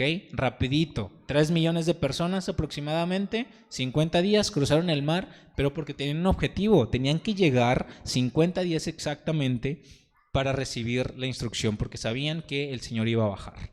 Entonces, esta es la prueba de que no está difícil. El Señor ya hizo la parte difícil. Entonces nosotros tenemos la parte que nos toca y es obedecer. Aram.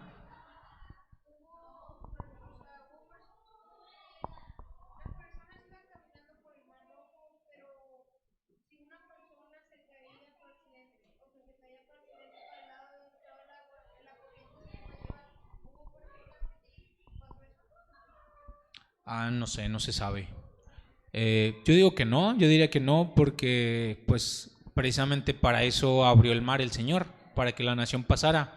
No me haría sentido que pues a lo mejor uno se fuera en el mar, ¿verdad? Tendría mucho sentido que pasó la nación y justamente es cuando se cierra el mar y los carros del faraón quedan sepultados bajo el mar. Muy bien, vamos ahora a Isaías 40. A ver, ¿a dónde irían en sus Biblias?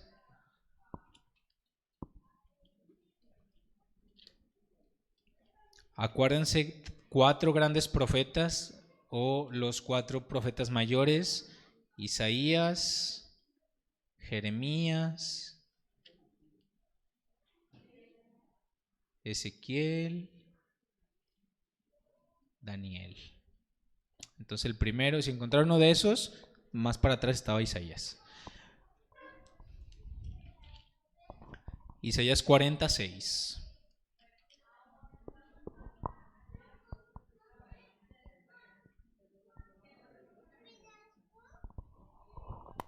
Y se van a acordar de esto porque esta es la canción que cantamos. Entonces, ya la tenemos muy cantada, pero pues hay que darle mucho significado y hay cosas que son increíbles de esta parte. Dice Isaías 40, versículo 6, voz que decía, da voces. Y yo respondí, ¿qué tengo que decir a voces? Que se los voy a poner. ¿Qué tengo que decir a voces? Que toda carne es hierba y toda su gloria como flor del campo. Número 7. La hierba se seca y la flor se marchita porque el viento del Señor sopló en ella. Ciertamente, como hierba es el pueblo. Secase la hierba, marchítase la flor, mas la palabra de Dios hoy permanece, la palabra del Dios nuestro permanece para siempre. Ok. Que la palabra de Dios es para siempre. Muy bien.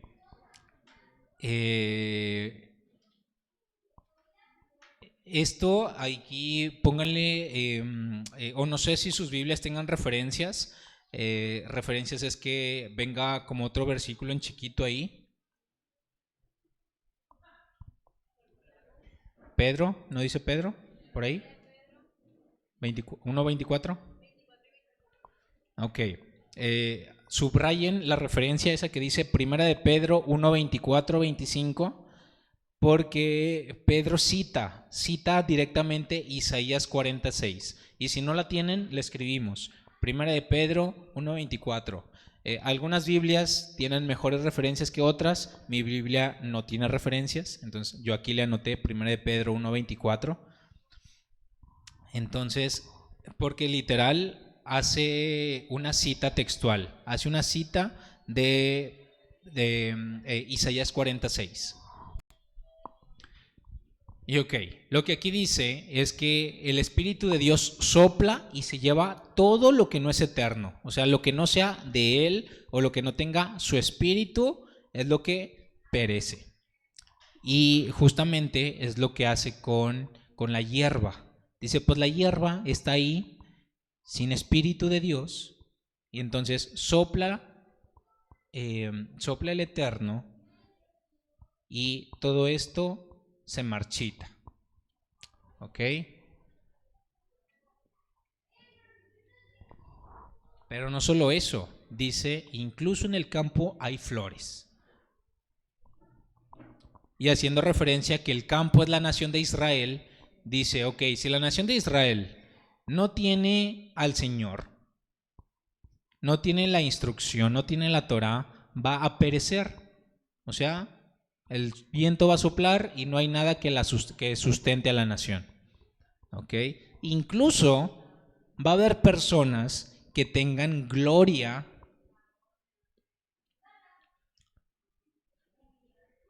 porque con qué hace la referencia en este versículo la gloria, con las flores. Dice, va a haber personas que se gloríen. Y es lo que les decía, ¿no? Va a haber personas que esto no tenga nada de sentido para ellos y diga, pues, ok, muy chido la Torá, la instrucción, pero yo me quiero ir por donde yo quiera, ok. No es, ok, entiendo que el Señor dijo esto, o a lo mejor yo nunca conocí nada y yo, pues, nunca conocí nada, nunca voy a aprender de esto. Entonces, no vamos a decir como son personas que nunca les va a ir bien en la vida. Claro que no, o sea, conocemos personas muy ricas y muy famosas y muy todo lo que sea, que no conocen a lo mejor de esto. Y esto es a lo que dice, hay personas que tienen gloria, así como el campo tiene flores. Aún las flores se marchitan, aún y que sean flores. Ezequiel ponía un ejemplo muy interesante, dice, a lo mejor la hierba representa a las personas y una parte de lo que se pueda gloriar a alguien es, por ejemplo, el cabello.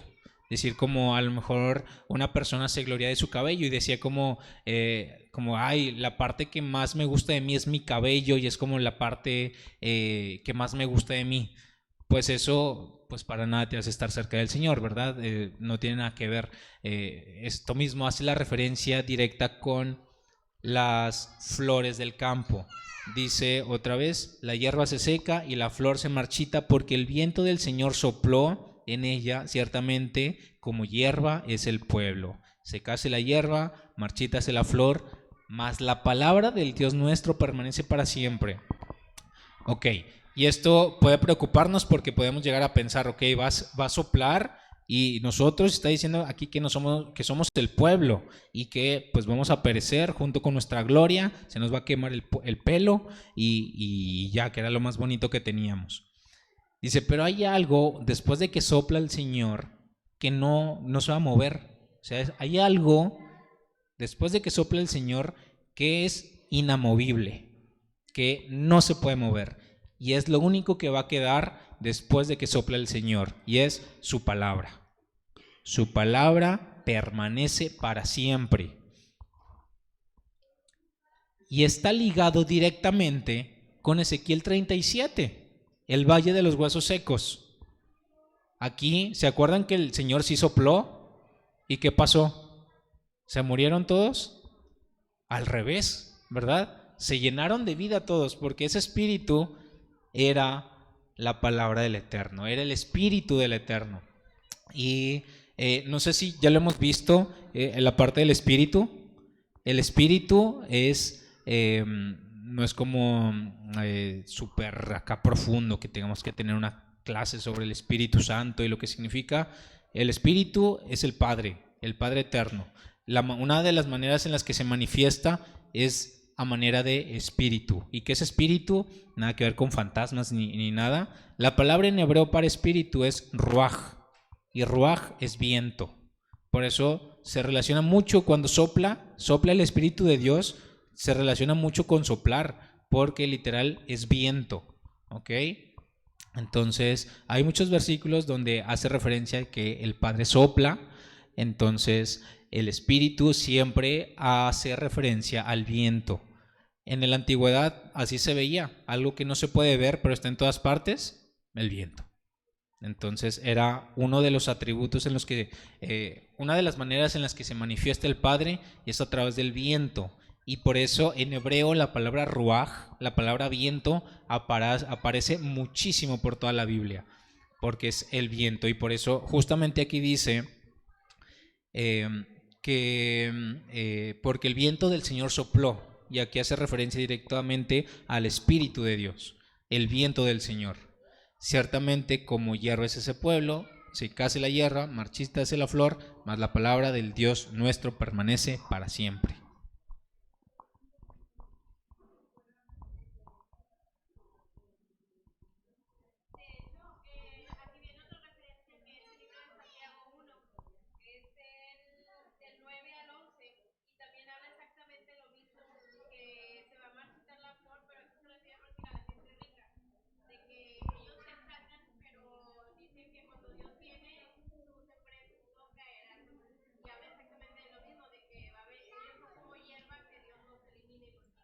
Vuelve a citar el mismo versículo, Isaías 46, justamente. Así es.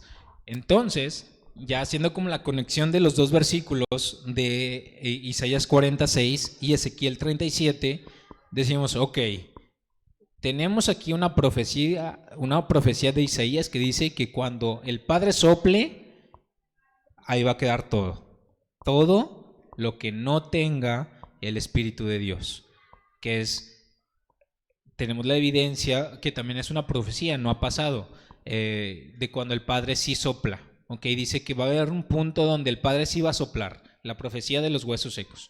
Va a llegar y va a soplar, pero lo diferente es que aquí el Espíritu va a entrar en las personas y este Espíritu es el Padre Eterno, el Espíritu del Padre. Y esto tiene que ver con la base de todo lo que nos repitió Ezequiel la clase pasada tiene y está ligado directamente con la obediencia. ¿Se acuerdan? Que la obediencia era la respuesta a todas las preguntas que hacía. Bueno, está directamente relacionado con el Espíritu del Padre. ¿Hay alguna pregunta sobre esto?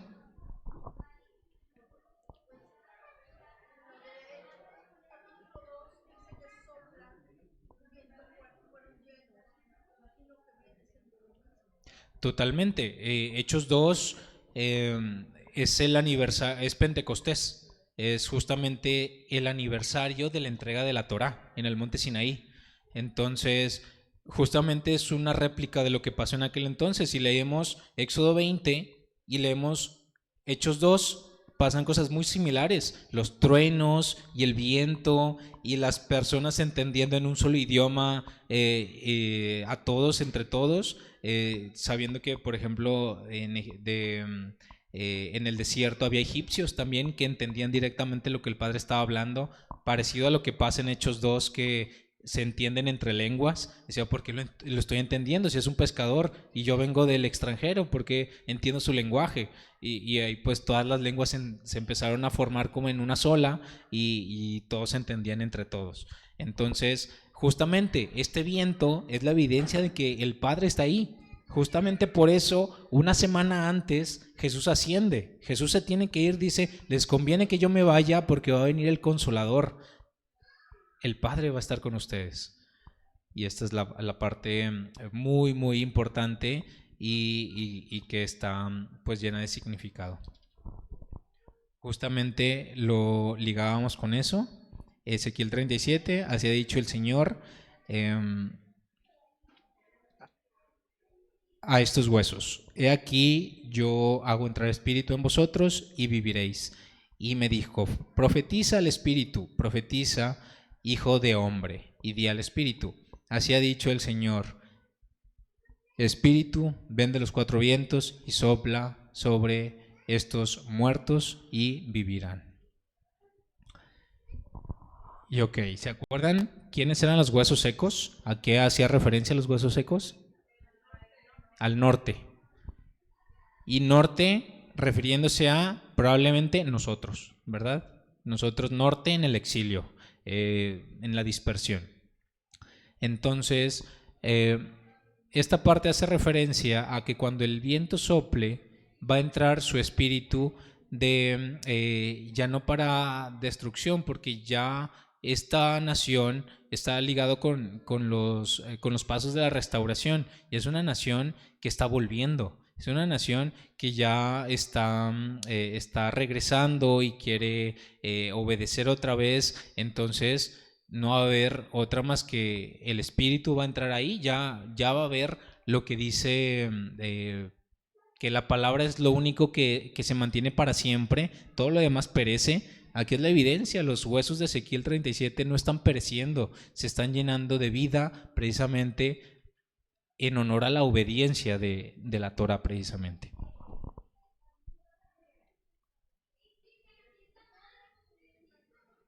Y hasta aquí la vamos a dejar. No sé si hay alguna pregunta, duda. ¿Aquí? Muy bien, de nada. Muy bien, algo que hayan aprendido el día de hoy.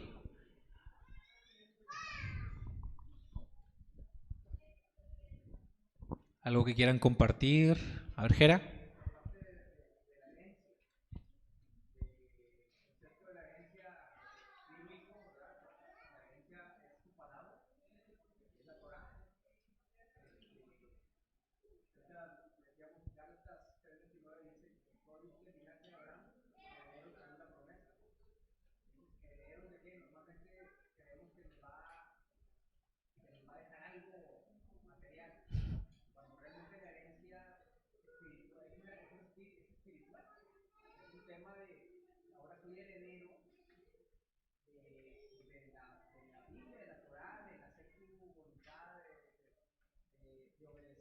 Y como príncipes, ¿no? Es la herencia que me está dejando el rey. Pero espiritualmente.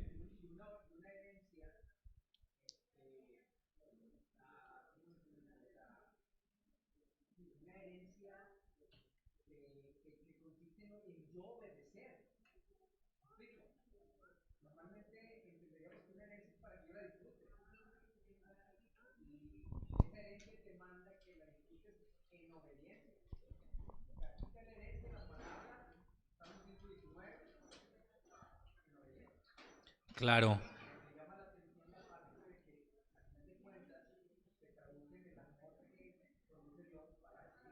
Y todo eso te va a traer todas estas cosas, que esto que me diste, que yo ahora voy a hacer, estos hechos que yo voy a poner en práctica, son esto, son una delicia, son lo que me da tranquilidad, lo que me da libertad, es algo increíble de puros beneficios para mi vida. Ok, muy bien esta parte que decías que heredamos muy bien. Para ir cerrando, les quiero hacer una pregunta. Lo vamos a ver la siguiente clase, pero los dejo con esta pregunta. ¿Cuándo ustedes creen o saben o dicen que se entregó la instrucción? ¿Cuándo se da la instrucción a la nación? Ok, Éxodo 20. ¿Alguna otra respuesta? Muy bien. Recordar que en Éxodo 20 había alrededor de 3 millones de personas. ¿Se acuerdan de eso saliendo? ¿Qué pasaba con la nación antes? ¿Había instrucción? ¿No había instrucción? ¿Qué pasa, por ejemplo, con Moisés antes de llegar al Sinaí? ¿Con José? ¿Con Esaú? Bueno, Esaú, caso aparte, ¿verdad? Pero con Isaac, con Abraham, ¿seguían algún tipo de ley, alguna instrucción?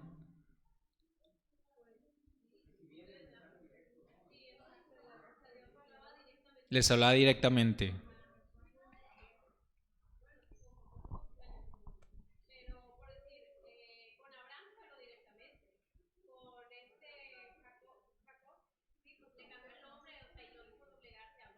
Directamente.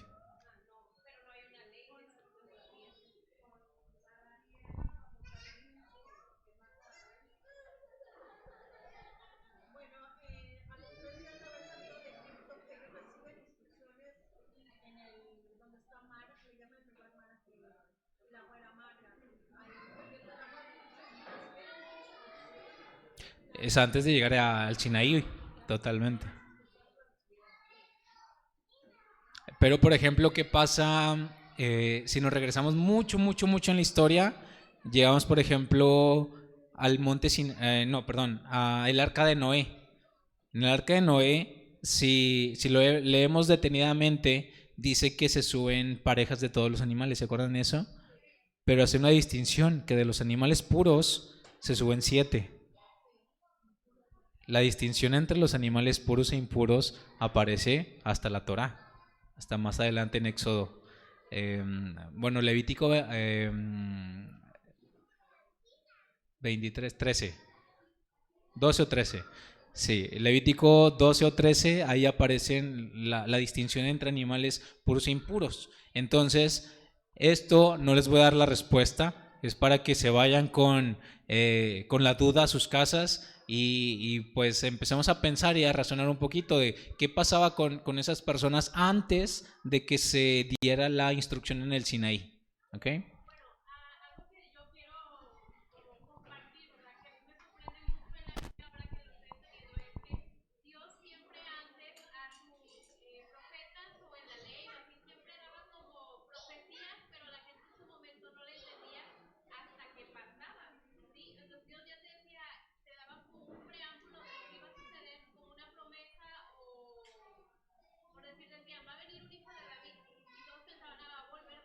Mm, sí.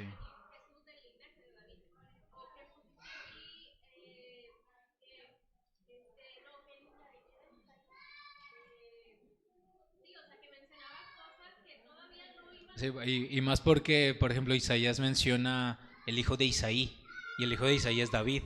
Entonces por eso dice, pues va a venir David. Claro.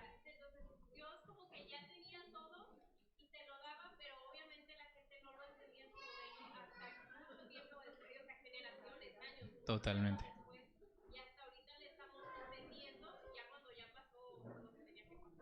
Muy bien. Exactamente. Aram.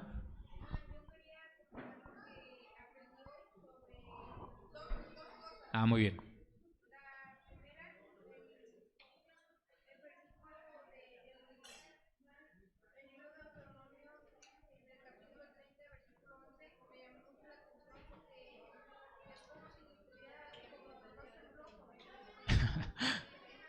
Sí.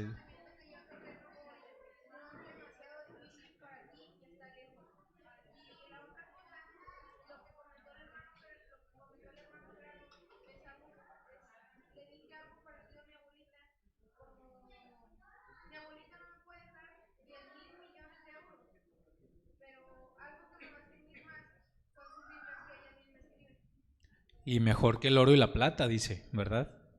Increíble. Súper bien.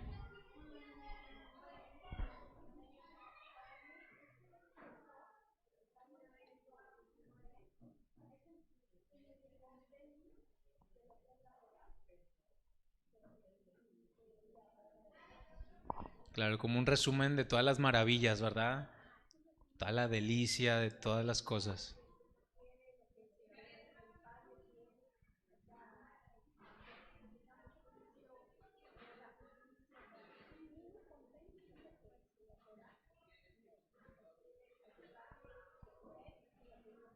Totalmente. Muchas gracias.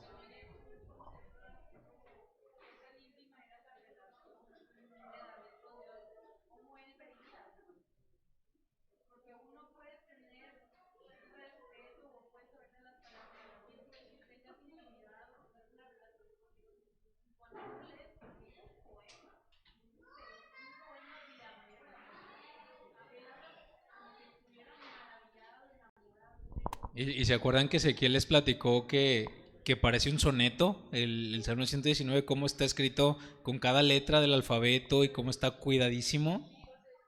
Es una obra de arte. Totalmente.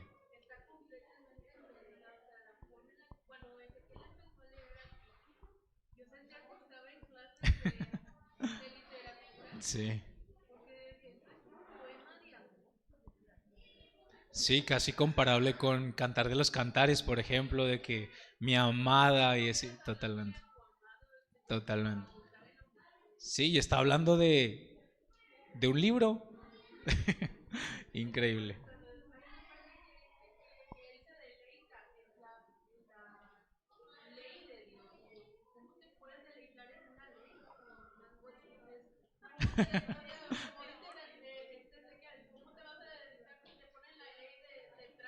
Exactamente.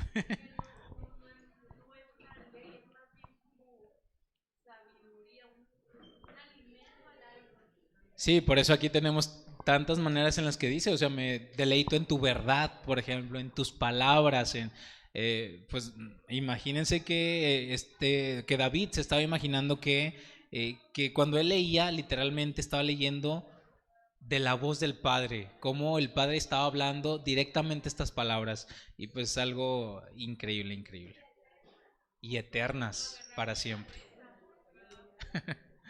totalmente. Bueno, si no hay más que agregar, nos vemos la siguiente semana. Shalom para todos y que pues el Señor los bendiga. Bye.